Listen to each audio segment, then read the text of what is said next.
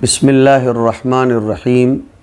الحمدللہ رب العالمین وصلی اللہ علی النبی الکریم وعلی آلہ وصحابتہ اجمعین اما بعد۔ محترم و موقر علماء پانامہ، میرے بہت قابل قدر بھائیوں، دوستوں، بزرگوں، سننے والی خواتین اسلام اور پیارے بچوں، بہت دور بیٹھ کر ہندوستان سے آپ حضرات کی خدمت میں سلام مسنون پیش کر رہا ہوں۔ السلام علیکم ورحمۃ اللہ وبرکاتہ۔ آج 1 جنوری 2021 آپ شہر پانامہ والوں کے لیے ہر سال کی طرح خوشی کا موقع اور مسرت کا پیغام اس طرح ہے کہ آپ کی سوسائٹیوں کے مابین متحد ہو کر چلنے والا مکتب، جس میں مجموعی طور پر 420 طلباء اور طالبات تعلیم حاصل کرتے ہیں اور 30 سے زائد مدرسین خدمت انجام دیتے ہیں، وہ اپنا سالانہ جلسہ منعقد کر رہے ہیں۔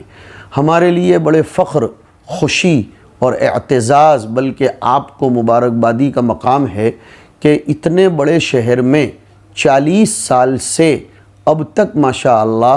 آپ نے الگ الگ مسجدیں اور مصلوں کے مابین ہو کر بھی اتحاد کے ساتھ ایک ترتیب سے مدرسے اور مکتب کو چلایا ہے۔ یہی آپ کے شہر کے مسلمانوں کی طاقت، ان کی روزی میں برکت، ان کی صحت میں برکت کا اصل سبب اور وجہ ہے۔ میرے بھائیوں، بہنوں اور بزرگوں، مکاتب کی اہمیت اور اس کی افادیت آئے دن بڑھتی چلی جا رہی ہے۔ ہماری قوم، ہماری نئی نسل کی بقا، اس کا باقی رہنا، اس کا دین پر جمے رہنا، ان کے عقائد کی درستگی اور عقائد کی درستگی پر اللہ کی نصرت و مدد کا آنا، یہ سب کے سب کا ربط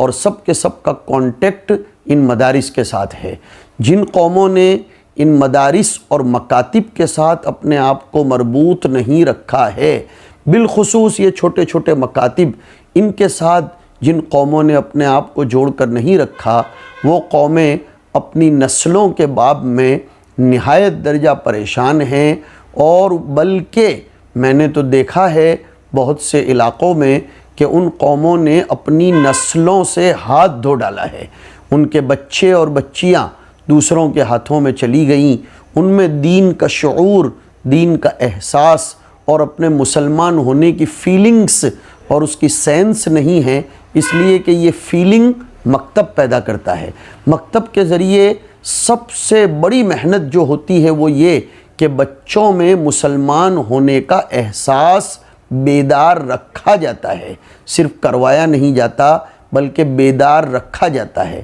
خاص طور پر جب مکتب میں پڑھا ہوا بچہ وقتاً فوقتاً اپنے استاذ کے سامنے، کبھی جامع مسجد میں تو کبھی مدینہ مسجد میں تو کبھی کسی مصلی میں سامنے آتا ہے، تو وہ بغیر ٹوپی کے آئے ہوئے بھی یا آتے ہوئے بھی شرماتا ہے کہ میرے استاذ یہاں ہوں گے، وہ مجھے دیکھ لیں گے۔ نیز اس مکتب کی وجہ سے لڑکے اور لڑکیوں کا ذہن دیندار بنتا ہے، اور اس دین کی وجہ سے وہ خلاف دین کسی بھی امر پر کمپرومائز اور مصالحت کرنے کو تیار نہیں ہوتے۔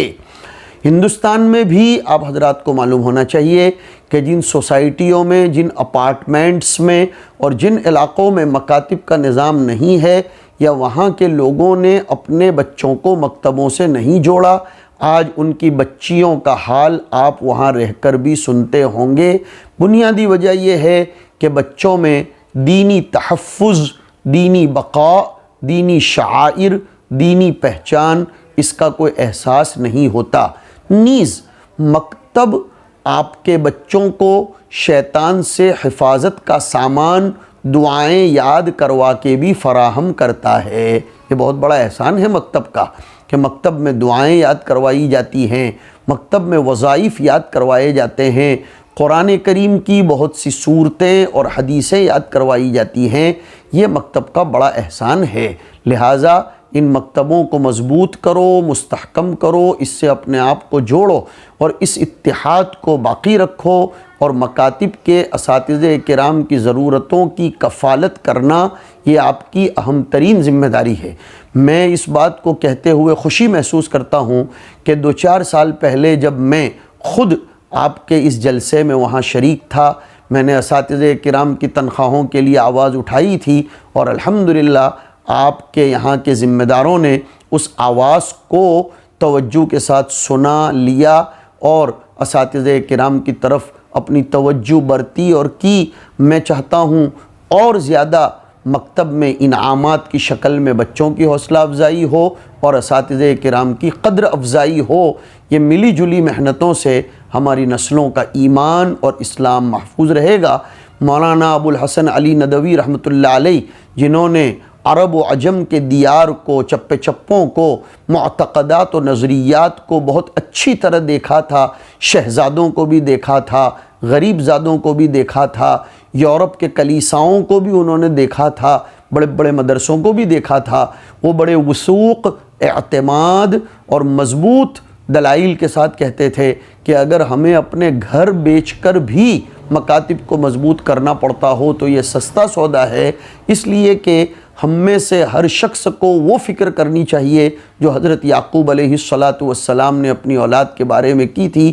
کہ ما تعبدون من بعدی، کہ تم میرے بعد کس کی عبادت کرو گے۔ اس سوال کا جواب ہمارے بچے مکتب سے لے کر آئیں گے۔ ہمارے بچے گھروں پر نفسیاتی طور پر، سائیکالوجیکلی طور پر اس اہتمام اور دھیان سے پڑھنے نہیں بیٹھتے ہیں جتنا مکتب میں مولوی صاحب اور استاد کے سامنے پڑھتے ہیں۔ اجتماعی طور پر پڑھتے بیٹھتے ہیں، ان کے حوصلے بلند ہوتے ہیں اور وہ استاذ کے سینے سے فیضان لیتے ہیں۔ تو یہ مکتب ہی کا نتیجہ ہے جو گھروں پر حاصل نہیں کیا جا سکتا۔ لہذا ٹیوشن، گھروں کی پرائیویٹ تعلیم، یہ مکتب کی اجتماعی تعلیم کا بدل اور نائب کبھی بھی نہیں ہو سکتی ہے۔ میرا پیغام ہے کہ مکاتب کو مضبوط کرو۔ اللہ نے کتنا بڑا عملہ آپ کو دیا اور کتنی زیادہ تعداد میں بچے دیے۔ میں یہاں دور رہ کر